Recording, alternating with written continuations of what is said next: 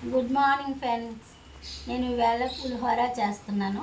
ఇందులో శనగపప్పు, మినపప్పు, ఆవాలు, జీలకర్ర, అలాగే పచ్చిమిరపకాయలు, వేరుశనగకాయలు, అలాగే ఎండుమిరపకాయలు, కరివేపాకు ఇవన్నీ కలిపి తయారు చేసుకున్న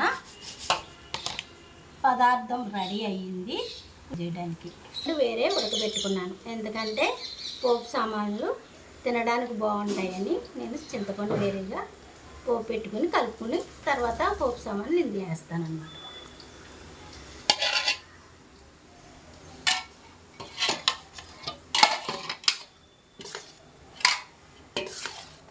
అలాగ వేసుకున్నాం అనుకో ఫ్రెండ్స్, అవి పోపు సామాన్లు తినడానికి బాగుంటాయి, కరకరలాడుతూ ఉంటాయి. అందుకని నేను ఎలా తయారు చేస్తున్నాను.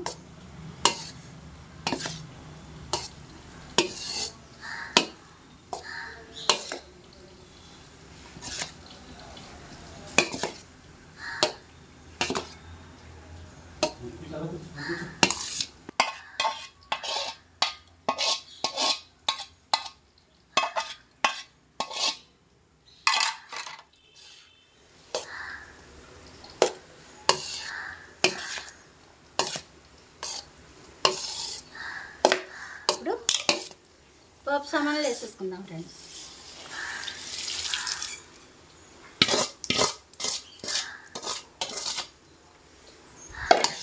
ఇప్పుడు కలుపుకుంటే బాగుంటుంది ఫ్రెండ్స్, కరకరలు ఆడుతూ ఉంటాయి.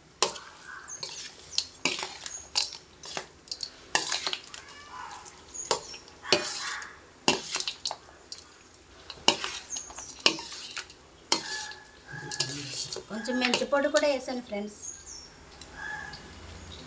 పోపులో వేసాను మెంతి పొడి.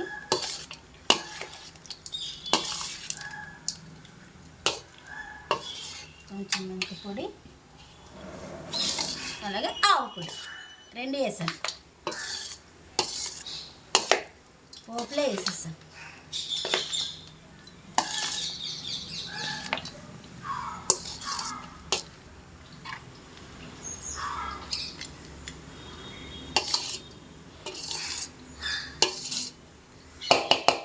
పులిహోర అయిపోయింది.